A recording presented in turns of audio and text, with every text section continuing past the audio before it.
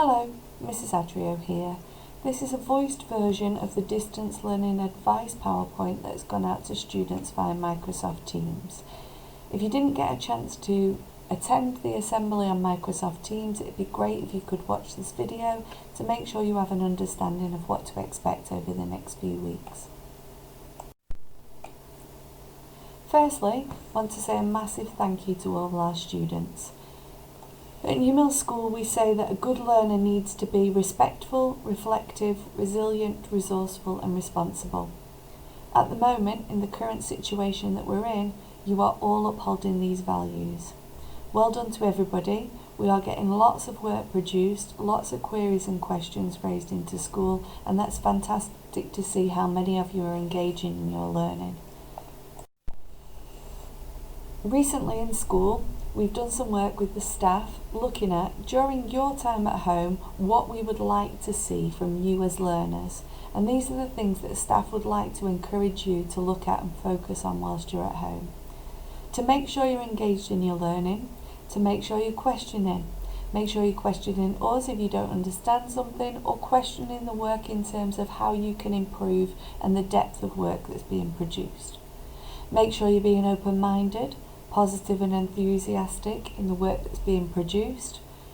Adaptable to new situations. So later in this assembly I'm going to talk to you about Microsoft Teams. It's something new, it is something that's exciting, and we want you to be adaptable to able to look at different ways in which you can study. To be determined and show initiative, and also be prepared to learn from your mistakes. The first part of today's assembly is to look at some study habits that might be useful whilst you are studying at home. The first one being, make sure you eat breakfast. I know I'm going to sound like an old nagging parent or grandparent that talks about breakfast being the most important meal of the day, but it really is. If you skip your breakfast, that can damage your concentration levels, your memory recall and your alertness. It will help you study more if you are eating a good breakfast. Another recommendation is to focus on your sleep and your sleep patterns. It is really important that you get at least 10 hours sleep a day. Again, if you're not getting that adequate amount of sleep, it will have an effect on your concentration levels. It will make it very difficult for you to control your emotions, and you may start to feel more stressed. So having a good night's sleep is really important in able to help you encode information and complete the work that you've been set. The last recommendation from myself is to make sure that you get yourself into a good work routine at home. You might want to create a routine that suits you. So we are going back to setting all of your work on a Monday morning. However, staff are labelling that a little bit different than you've seen recently. So every Monday you will see all of your work uploaded onto ClassCharts. Your teacher will label your work with the day, the date and the subject, so that you are able to create your own timetable if you want to stick to your timetable in school. You might want to adapt that timetable to do all the subjects you're not keen on first and get them out the way in a week, or alternatively do the ones you enjoy. You might also want to do a combination of them both. Another thing to think about is when you are having your team sessions set for you. So teachers will be putting on live sessions, which I'll talk about in a bit in the assembly, and you might want to schedule those in and then complete work around those sessions.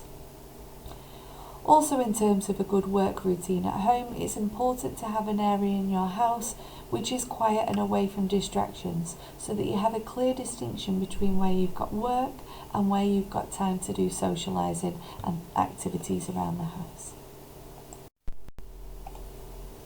It's also important to make sure that you're keeping safe online. Make sure that your privacy settings on all of your apps that you're using are set to private. There is a link on this PowerPoint presentation, the blue underlined section. Please make sure you click on it, which has some useful advice on how to make sure that your devices are safe. Another piece of advice online is think before you post. Don't share anything that you wouldn't want other people to see.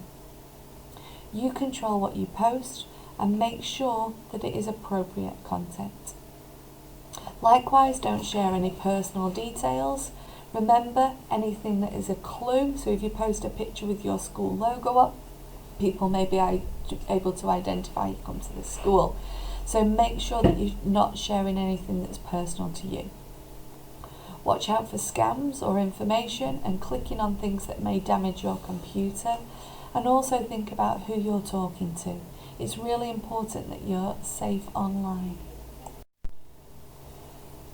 If there is something that happens online whilst you're working and completing your work that you don't feel safe or happy about, the first thing I would recommend you to do is talk to somebody that you trust at home. Speak to them, explain what's happened, and they'll be able to give you the best course of advice and support. Alternatively, you could contact somebody in school and we'd be able to offer you help, support and advice. That might be your tutor, or it might be your year lead. We're all available via email, or if you want to telephone into school, or it could be somebody on the senior leadership team. If you are using certain websites and apps, you are able to report bullying or abuse directly to that website, and there's a link here on this PowerPoint slide that can show you how to do that. As a last resort, once you've spoken to somebody that you trust and you have reported it to the website, you can also talk to the police by reporting it to CEOPS, which is the division of the police that looks at child exploitation and online protection. This is mainly for things that people may be blackmailing or threatening you, and it is really important, if you do choose this option, that you've spoken to your parents beforehand and checked that they think that's the most appropriate course of advice for you. The next part of the assembly is focusing on Microsoft Teams. This is something that all staff are going to be using over the next few weeks whilst we are in lockdown, and there's some key information in here that you need. So firstly, what, how and why. As more and more of our students get access to the right IT equipment, we as staff feel it is now fair to offer an increased number of live teaching episodes. So over the next few weeks, staff will be introducing live teaching through Microsoft Teams to all of their classes. Now each teacher will structure this a little bit differently. It could include live demonstrations, so in the more practical subjects, PE, science, technology, you may see live demonstrations taking place. It could be that teachers offer sessions for question and answers, so you can go on with any queries, questions you might have and be able to get that face-to-face support that you need. Staff might choose to do it as an introduction to topics.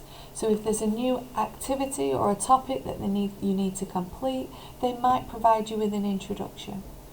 Staff might use it for feedback and plenary, and we've looked at some fantastic examples in school of how we can do live plenary sessions using sites such as Kahoot and Quizzing to be able to check your understanding of the work that you've completed. Likewise, staff might choose to do a full live lesson with you. It will depend on the staff member.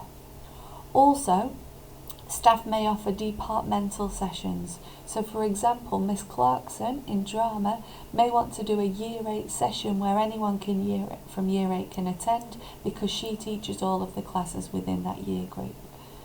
All of the information will come out to you as an email to your school email account, and it will also be put onto class charts when your sessions are. You'll receive an invite via Microsoft Teams, and all you need to do is click on that meeting to join the session. It is important to note that this will never be your full distance learning offer. Teachers will provide you with a combination of activities that are actively engage you in your learning. So you will receive a combination of live sessions, but also work will be set on class charts that you must complete and send back to your teachers for feedback. The next part of the assembly is to look at our student expectations once we're using Microsoft Teams. The first one is no recording or photography for misuse. Students are strictly forbidden from video or audio recording, live stream teaching or tutor episodes, including screenshots. Any instances of this will be treated as a breach of the school's behaviour policy, in the same way as if you would have recorded a teacher or a classmate in school. Depending on the seriousness of the breach, the students may be temporarily or permanently, partially or wholly excluded from other live stream teaching episodes in the future. The second one is that teachers may choose to record all or part of your streamed teaching episodes. This is to ensure that the lessons can be used as a lesson resource for students who couldn't attend the sessions. If teachers do this, they will notify the students within the meeting that they're going to do that and give all students the opportunity to leave if they wish to not be part of the recording. If the student remains within the Teams meeting, then this will be seen as their consent to recording that session. Thirdly, keep your microphone on mute. If you as a student wants to talk or ask a question, then we'd ask you to raise your hand to let the teacher know that you have something to say, and they will invite you to speak or unmute yourself during the session. Next, when using Teams, we would expect you all to be polite, sensible and respectful. Treat it as if it is a normal classroom expectations and your behaviour would be the same as if you were in school. If you do experience an incident where someone is unkind or disrespectful for you, we would like you to report it to the teacher. That can be done as either a private message or an email at another time. This will then be picked up by your pastoral year lead, who will deal with that incident on your behalf.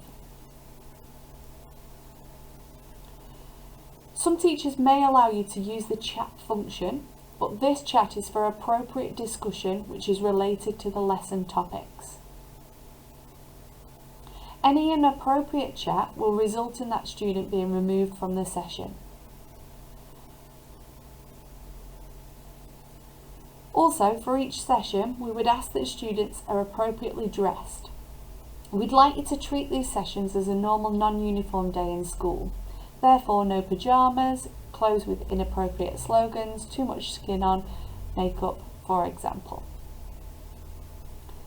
Our live stream teaching tutor episodes should only be attended by students who are invited to do so by their teacher through Microsoft Teams. Please make sure you're checking your emails regularly to look out for your invitations. Any interruptions or contribution to these from other students intended to be in the session will result in the teacher cutting short that student and not allowing them into the session. Lastly, if only one student attends a live stream teaching session, our guidance is that teachers should end that session, unfortunately. If you've got any questions or queries regarding our expectations, please get in touch with school. The last part of today's video is to troubleshoot some different queries that we've received in school and offer some advice on how you could overcome some of these problems.